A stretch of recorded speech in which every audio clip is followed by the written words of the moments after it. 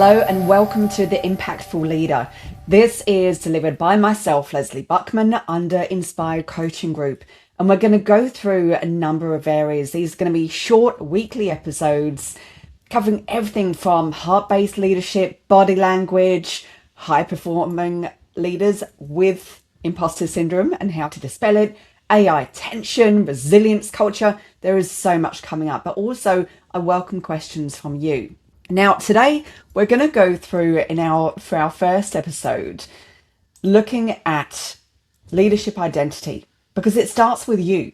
And the thing is, if you're looking for something that is about raising your profile, for your branding, anything like that, this is not the podcast for you, because this is about how to get really good within yourself for the impact on others, the impact on those around you, your team, your environment, community, but also looking at what kind of world that we want to create. And I know that sounds very idealistic, but sometimes I think we forget that when you become so focused just on yourself, you forget everything else around you and you become almost closed off to being able to pick up cues and those beautiful little nuances, even on how someone's showing up, what they're saying, things that are going on outside of you.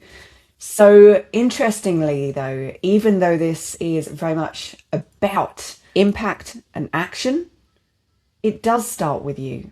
Because if you are too pent up or held back by insecurity, what will happen is your defenses will be up. You won't be able to filter things from a really balanced, neutral perspective. So we're going to come through from a couple of points on here, and I've got 3 main prompting questions, which I'll come to at the end, as well as a bit of an audit for yourself to really look at where you're at.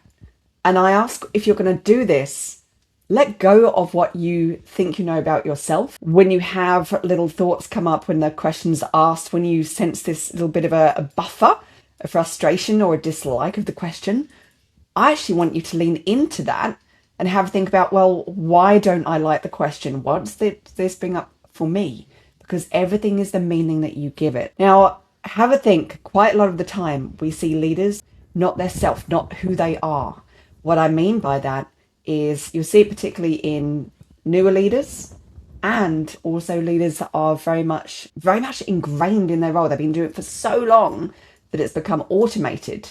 And if you're in either of those camps, have a think about this. When you're new to leadership, you need those guidance, you need the role, you need to look at where you're working from so you know the outcomes needed. But find out who you are within that. What are the goals? Who are the people? What are the surroundings?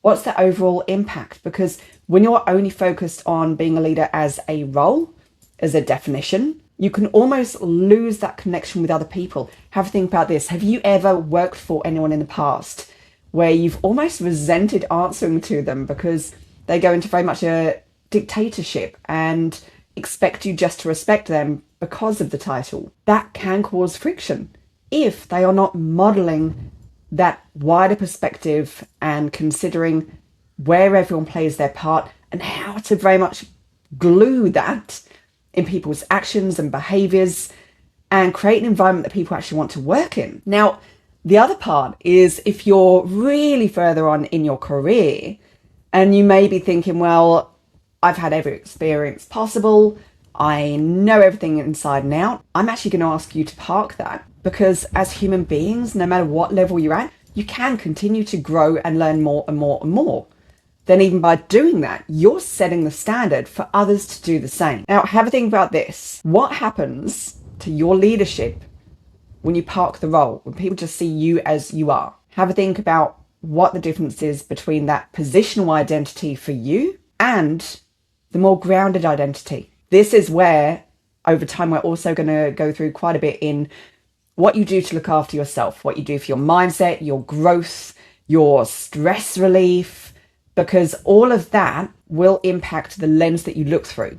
I also want you to have a think about this. Why do you think role-based leadership collapses under pressure? You might want to pause this even to think before I give you a suggestion and my opinion. And you'll notice on here, I will give you opinions, but I also ask that you challenge things.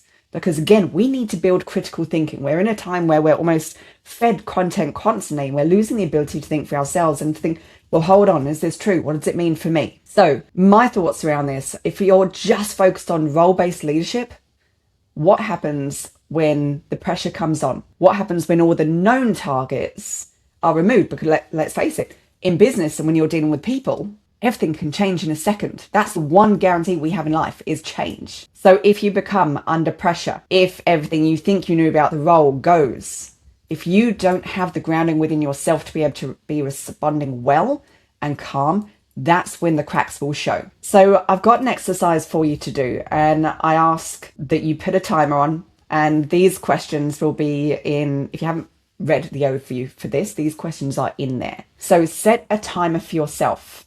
And this is a bit of a leadership identity audit, and I want you to go through and reflect on each one of these questions. Now, I always do say it is better to pick up a pen and write rather than type. However, if that's a barrier for you, then go ahead and type as the first step. I would rather you do this exercise.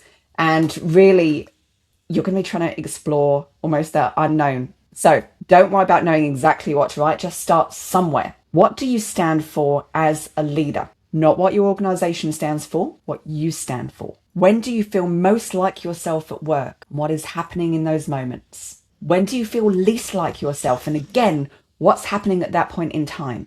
What increases your stress levels or tension and reduces your patience over and above everything else? What would your team say about you and what your values are based on your behavior, not your words, your actions, because they are two very different things. Is there anything that you are doing right now, and look, either at home or in your role, that conflicts who you say you are? And the reason why I say to include and look at the whole picture is because even if you're doing everything that you say you are to very much reflect that in the workplace, if you're not doing it at home, then that will cause a disconnect within yourself. Right, so they are a bit of a starting audit. And look, this might prompt some other thought for you. And at the end, I'm then going to finish off with where you go from here, okay? And coming up to that, if you're going through these questions, as I've said, any little doubt, frustration, friction that comes up for these, actually unpack that for yourself. Think, where's that coming from? What does it mean? How am I applying this? That will tell you more about yourself when you listen to the things that you're almost trying to dismiss. Now, to finish off, I've got 3 more questions, then we'll take you on to the next step. And think about these without hesitation before that little voice can creep in for you. What do you believe about people? Now, here's the thing. This is really, really important. If you've got an overarching frustrations, you think people are just going to default, if you think people can't change, can't improve, but on the other side, you're also trying to encourage your team, encourage the people around you, that underlying belief will impact everything else you're trying to do. The next one, what won't you compromise on? And I ask this because a lot of the time, and what I see is there's a big gap on being able to not just put in place boundaries, but also maintain them and to be really clear on what's needed for healthy standards, healthy behavior, on your expectations of yourself and of others, and what the impact of that is on. Now, if you don't have that really clearly defined, then you won't be able to uphold them. And this is where you'll go back on and almost undermine what you say and your values. And the last thing I want you to take with you is, how do you want people to remember you as a leader? What's your legacy? And does that fit with the person that you are? How you show up?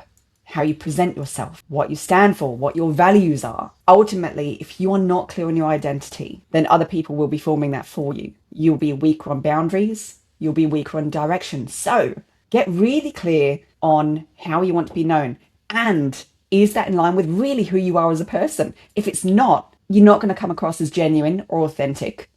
And again, that's where people will subconsciously sense a discomfort and a disconnection. If you want to build trust with people, lean into finding out exactly who you are, what you're about, what you're compromising on, where your words do not meet your actions, and think about how you're showing up. It's then, once you're really clear on all that, you can then project yourself better and in a more holistic way that encourages and uplifts the people around you for the overall impact. Thank you, and I'll see you in the next episode.